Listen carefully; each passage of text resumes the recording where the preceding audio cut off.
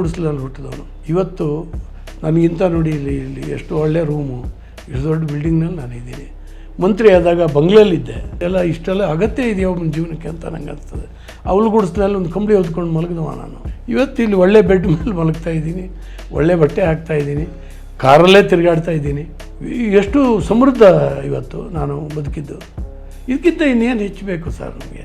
ಕೇಳಿ, ಒಬ್ಬ ಪೊಲೀಸ್ ಅಧಿಕಾರಿ ನನ್ನ ಮೇಲೆ ಬೆರಳು ಮಾಡಿ ತೋರಿಸಿದ್ರೆ ನಾನು ಇದರಿಂದ ನಿವೃತ್ತಿ ಆಗೋದು. ಆದರೆ ನೀವು ಗೃಹ ಮಂತ್ರಿಯಾದ ಕೆಲವು ಪ್ರಕರಣಗಳಲ್ಲಿ ನೀವು ಸ್ಟೇಟ್ಮೆಂಟ್ ಕೊಟ್ಟದ್ದು ಇತ್ಯಾದಿ ನಿಮಗೆ ಸ್ವಲ್ಪ ಬೂಮರಾಂಗ್ ಆಯ್ತಾ? ಆಯಿತು.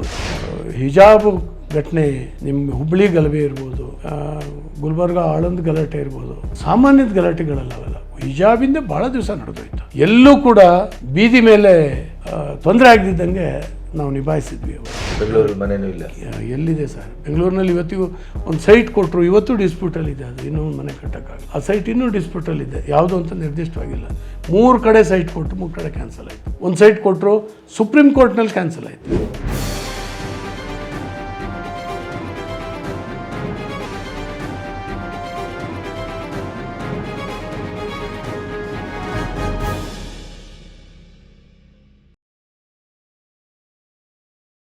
ನೀವು ಆರ್ಥಿಕವಾಗಿ ನಿಮ್ಮ ಆ ಸ್ಥಿತಿಯಿಂದ ಇವತ್ತಿನವರೆಗೆ ಒಬ್ಬ ಸಚಿವರಾಗಿ ಬೇರೆ ಬೇರೆ ಹುದ್ದೆಗಳು, ಒಂದಿಷ್ಟು ಕಾಲದ ರಾಜಕೀಯ ಜೀವನ, ಅರಗ ಜ್ಞಾನೇಂದ್ರ ಅವರ ಆಸ್ತಿ ಪಾಸ್ತಿಗಳದ್ದು ಏನು ಸರ್? ಇವತ್ತು ಕೂಡ ನಿಮಗೆ ದಾಖಲಾತಿ ಕೊಡ್ತೀನಿ ನಾನು. ನನಗೆ ಇದೇ ನಾಗರಾಜರಾವ್, ತಾರ್ಗೊಳ್ಳಿ ನಾಗರಾಜರಾವ್ ಅಂತ ಯಾರು ಅನ್ನ ಫೀಸು ಬಟ್ಟೆ ಕೊಟ್ಟು ಓದಿಸಿದ್ರು, ಅವರು 75ನೇ ಇಸ್ವಿನಲ್ಲಿ GK ಗೋಪಾಲರಾವ್ ಅಂತ ನಮ್ಮಲ್ಲಿ ದೊಡ್ಡ ಅಡ್ವೊಕೇಟ್ ಇದ್ದರು.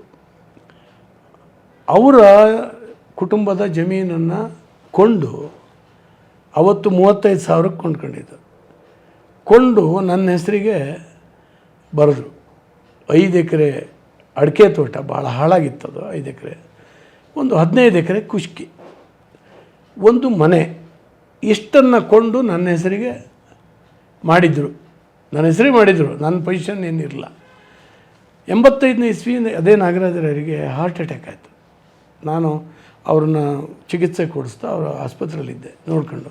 ಒಂದು ದಿವಸ ಕರೆದ್ರು, ನನಗೆ ಸಿವಿಯರ್ ಹಾರ್ಟ್ ಅಟ್ಯಾಕ್ ಆಗಿದೆ, ನಾನು ಎಷ್ಟು ದಿವಸ ಬದುಕ್ತೀನಿ ಅಂತ ಗೊತ್ತಿಲ್ಲ, ನೀನು ಪಬ್ಲಿಕ್ ಲೈಫಲ್ಲಿ ಇದೆಯಾ?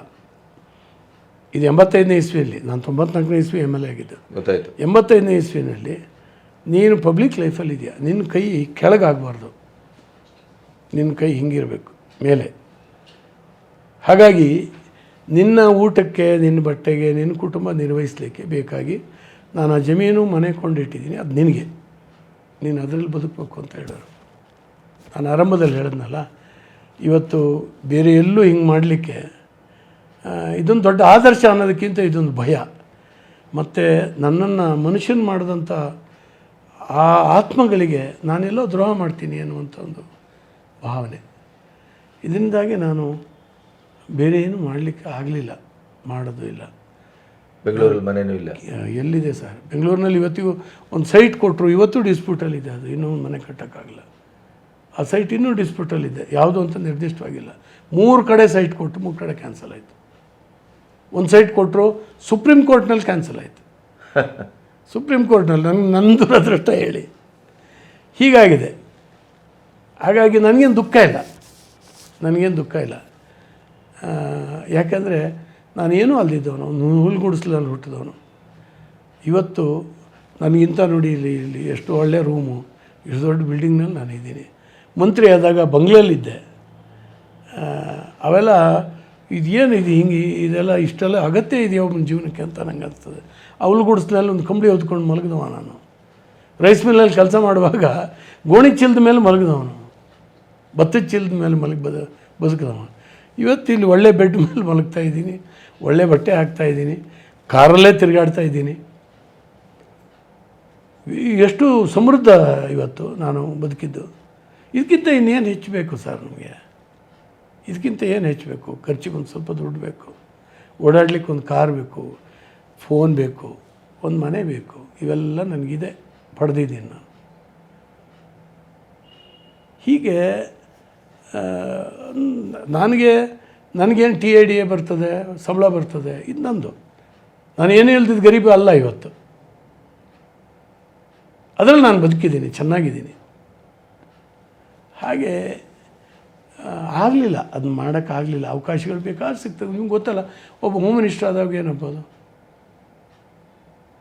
ನೀವು ಕೇಳಿ ಬೆಂಗಳೂರಿನಲ್ಲಿ ಒಬ್ಬೊಬ್ಬ ಪೊಲೀಸರು ಇದು ಟ್ರಾನ್ಸ್ಫರೇ ಸಾಕು ಈಗಿನ ಗೌರ್ಮೆಂಟ್ ಮಾಡ್ತಾ ಇರುವ. ಕೇಳಿ, ಒಬ್ಬ ಪೊಲೀಸ್ ಅಧಿಕಾರಿ ನನ್ನ ಮೇಲೆ ಬೆರಳು ಮಾಡಿ ತೋರಿಸಿದ್ರೆ ನಾನು ಈ ಇದರಿಂದ ನಿವೃತ್ತಿಯಾಗಿ ಹೋಗ್ತೀನಿ. ಆದರೆ ನೀವು ಗೃಹ ಮಂತ್ರಿಯಾದ ಕೆಲವು ಪ್ರಕರಣಗಳಲ್ಲಿ ನೀವು ಸ್ಟೇಟ್ಮೆಂಟ್ ಕೊಟ್ಟದ್ದು ಇತ್ಯಾದಿ ನಿಮಗೆ ಸ್ವಲ್ಪ ಬೂಮರಾಂಗ್ ಆಯ್ತಾ? ಆಯಿತು. ಯಾಕಂದರೆ ಮೊದಲನೇದಾಗಿ ನೀವು ಇದನ್ನೇ ಹೇಳ್ತಾ ಇದ್ದೀರಿ, ಮೈಸೂರಿನಲ್ಲಿ ಹೌದು ಒಂದು ಗ್ಯಾಂಗ್ ರೇಪ್ ಆಯಿತು ಹೌದು ಒಬ್ಬ ಹೆಣ್ಮಗಳ ಮೇಲೆ. ಆ ಸಂದರ್ಭದಲ್ಲಿ ಪತ್ರಿಕೆಯವರೇ ಕೇಳಿದ್ರು, ಮೈಸೂರಿನಲ್ಲಿ ಮಹಿಳಾ ಆಯೋಗದ ಅಧ್ಯಕ್ಷೆ, ಮಾಜಿ ಅಧ್ಯಕ್ಷನೂ ಹೇಳಿದ್ದಾರೆ, ಇಷ್ಟೊತ್ತಿಗೆ ಯಾಕೆ ಅವಳು ಕಾಡಿಗೆ ಹೋಗಬೇಕಾಗಿತ್ತು ಅಂತೇಳಿ ಹೇಳಿದ್ರು. ನೀವೇನಂತೀರಿ ಅಂತ ಕೇಳಿದ್ರು ನನಗೊಂದು ಕಡೆ ಬೆಂಗಳೂರಿನಲ್ಲಿ. ನಾನು ಹೇಳಿದೆ, ಅದನ್ನ ಹೇಳಿದೆ, ಇನ್ನೇನು ಹೇಳಬೇಕು. 9 ಗಂಟೆ ರಾತ್ರಿನಲ್ಲಿ ಒಬ್ಬ ಹೆಣ್ಣುಮಗಳು ನಿರ್ಜನ ಪ್ರದೇಶಕ್ಕೆ ಒಬ್ಬ ಯುವಕನ ಜೊತೆಗೆ ಮೈಸೂರು ಟೌನ್ನಿಂದ ಸುಮಾರು 5 ಕಿಲೋಮೀಟರ್ ದೂರದಲ್ಲಿ ಇರುವಂಥ ಕಾಡಿಗೆ ಯಾಕೆ ಹೋಗಬೇಕಾಗಿತ್ತು ಅಂತ ನಾನು ಕೇಳಿದೆ. ಇನ್ನೇನು ಕೇಳಬೇಕು ಅಂದೆ ನಾನು. ಇಷ್ಟನ್ನೇ ಹಿಡ್ಕೊಂಡು ನನ್ನನ್ನು ಡಿಸೆಕ್ಷನ್ ಟೇಬಲ್ ಮೇಲೆ ಹಾಕ್ಕೊಂಡು ಏನೇನು ಮಾಡಿದ್ರು ಗೊತ್ತಿದೆ. ನಾನು ಡೆಲ್ಲಿಯಿಂದ ಫೋನ್ ಬಂತು, ಏನೋ ಹಿಂಗೆ ಮಾತಾಡಿದೆಯಾ, ಅದನ್ನೇನಾದ್ರು ಮಾಡಿ ಕ್ಲೋಸ್ ಮಾಡಿಸು ಅಂತ. ನಾನು ಕ್ಷಮೆ ಕೇಳಿದೆ. ಯಾರಿಗಾರು ನನ್ನ ಮಾತಿಂದ ನೋವಾಗಿದ್ದರೆ ನಾನು ವಿಡ್ರಾ ಮಾಡ್ಕೊಳ್ತೀನಪ್ಪ ಮಾತನ್ನ ಅಂತ. ಆಮೇಲೆ ನಿಮ್ಮ ಪತ್ರಕರ್ತರನ್ನು ಸುಮಾರು ಜನರನ್ನು ನಾನು ವಿಚಾರಿಸಿದೆ. ನಂಗೆ ಅರ್ಥ ಆಗಲಿಲ್ಲ, ನಾನು ಹೇಳಿದ್ರಲ್ಲಿ ತಪ್ಪೇನಿದೆ. ನಿಮ್ಮನೆಯಲ್ಲಿ ಹೆಣ್ಮಕ್ಳನ್ನ ಸಹಜವಾಗಿ ರಾತ್ರಿ 9 ಗಂಟೆ ಮೇಲೆ ಕಳಿಸೋದು ಪದ್ಧತಿ ಉಂಟಾ ಅಂತ ಕೇಳಿದೆ. ಅವರೆಲ್ಲರೂ ಹೇಳಿದೆ, ಅದರಲ್ಲಿ ನೀವು ಹೇಳಿದ ಸರಿ ಇದೆ, ಅದರಲ್ಲಿ ತಪ್ಪೇನಿಲ್ಲ. ಮತ್ತೆ ಯಾಕೆ ನನ್ನನ್ನು ಟಾರ್ಗೆಟ್ ಮಾಡಿ ಯಾಕೆ ಇದು ಮಾಡಿದ್ರಿ? ಅಲ್ಲ, ನೀವು ಹಿಂಗೆಲ್ಲ ಹೇಳೋದು, ಅದು ನಾನು ಚೂರು ತಿರುಗಿಸಿ ಹೇಳಬೇಕಾಗಿತ್ತು. ನಾನು ಹೇಳಿದೆ, ಹಳ್ಳಿಲಿ ಹುಟ್ಟಿದವ ನಾನು, ನನಗೇನು ಅನ್ನಿಸ್ತದೋ ಅದನ್ನು ಹೇಳೋದೊಂದು ಸ್ವಭಾವ ನಂದು. ನಿಮ್ದು ಹೀಗೆಲ್ಲ ತಿರುಗಿಸೋದು ಮುರುಚೋದು ನನಗೆ ಅದನ್ನ ಹೇಳೋವಂಥ ಆ ಒಂದು ಸೂಕ್ಷ್ಮತೆ ನಮಗಿಲ್ಲ ಹಳ್ಳಿಯಲ್ಲಿ ಹುಟ್ಟು ಬಂದಂಥವ್ರಿಗೆ ಅಂತ ಹೇಳೋದು ಇದೇನೆ. ಇವನ ರಾತ್ರಿ ಒಂದು ಹುಡುಗರ ಕೊಲೆ ಪ್ರಕರಣ ಇತ್ತಲ್ಲ, ಮುಸ್ಲಿಂ ಹಿಂದೂ, ಹೌದೌದು, ಅದನ್ನು ಕೂಡ ಅದರಲ್ಲೂ ನೀವು ಸ್ವಲ್ಪ ಇದು ಮಾಡಿದ್ರಿ ನಾನು. ಸೊ ಆಮೇಲೆ ಸ್ವಲ್ಪ ಜಾಗೃತ ಆದೆ ನಾನು.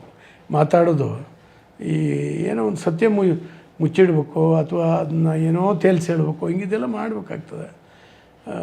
ಇದೆಲ್ಲ ಆಯಿತು. ಆದರೆ ಬಂದಂಥ ಹಿಜಾಬ್ ಘಟನೆ, ನಿಮ್ಮ ಹುಬ್ಬಳ್ಳಿ ಗಲಭೆ ಇರ್ಬೋದು, ಗುಲ್ಬರ್ಗ ಆಳಂದ ಗಲಾಟೆ ಇರ್ಬೋದು, ಸಾಮಾನ್ಯದ ಗಲಾಟೆಗಳಲ್ಲ ಅವೆಲ್ಲ. ಹಿಜಾಬಿಂದ ಭಾಳ ದಿವಸ ನಡೆದೋಯ್ತು. ಎಲ್ಲೂ ಕೂಡ ಬೀದಿ ಮೇಲೆ ತೊಂದರೆ ಆಗದಿದ್ದಂಗೆ ನಾವು ನಿಭಾಯಿಸಿದ್ವಿ. ಅವತ್ತು ಒಳ್ಳೆಯ ಅಧಿಕಾರಿಗಳು ಅವತ್ತಿದ್ದರು.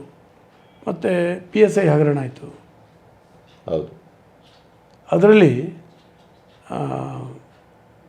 ನಾನು ಅಧಿಕಾರ ತೊಗೊಂಡು ಒಂದು ತಿಂಗಳೊಳಗೆ ಎಕ್ಸಾಮಿನೇಷನ್ ಆಗೋಯ್ತು. ನನಗೆ ಎಲ್ಲಿ ಏನಾಗ್ತಾಯಿದೆ ಅನ್ನೋದ್ರೊಳಗೆ ಎಕ್ಸಾಮ್ ಮುಗ್ತಾ ಇತ್ತು. ಆದರೂ ಕೂಡ ಎಕ್ಸಾಮ್ ನಡೀತಾ ಇದ್ದವಾಗ ಕೇಳಿದೆ ನಾನು ಅಧಿಕಾರಿಗಳನ್ನ ಕೇಳಿ, ಏನಾಗ್ತಾಯಿದೆ ಅಂತ. ನನಗೆ ಹೇಳಿದ್ರು, ಇಲ್ಲ ನೀವು ಏನೂ ಯೋಚನೆ ಮಾಡೋವಂಥ ಅವಶ್ಯಕತೆ ಇಲ್ಲ, ನಮ್ಮಲ್ಲಿ ಈ ಪೊಲೀಸ್ ಎಕ್ಸಾಮಿನೇಷನ್ ಇದೆಯಲ್ಲ ಭಾಳ ಪರ್ಫೆಕ್ಟ್ ಇದೆ, ಬೇರೆ ಬೇರೆ ರಾಜ್ಯದವ್ರು ಬಂದು ಇಲ್ಲಿ ಸ್ಟಡಿ ಮಾಡ್ಕೊಂಡು ಹೋಗ್ತಾ ಇದ್ದಾರೆ, ಹಾಗಾಗಿ ನೀವೇನು ಯೋಚನೆ ಮಾಡಬೇಡಿ, ತಲೆ ಬಿಸಿ ಮಾಡಿಕೊಂಡ್ರೆ ಚೆನ್ನಾಗಾಗುತ್ತೆ. ನಾನು ಹಾಗೆ ಇದ್ದೆ. ವಿಧಾನಸಭೆ ಒಳಗಡೆ ಹೇಳಿದೆ, ಏನೂ ಆಗಲಿಲ್ಲ, ಯಾವ್ದಾದ್ರು ದಾಖಲೆ ಇದ್ದರೆ ಕೊಡಿ, ಏನಾಗಿದೆ ಅಂತ ಕೊಡಿ, ನಾನಂತೂ ಮುಕ್ತವಾಗಿದ್ದೀನಿ, ನನ್ನನ್ನು ಶಿಕ್ಷೆ ಕೊಡ್ತೀನಿ ಅಂತ.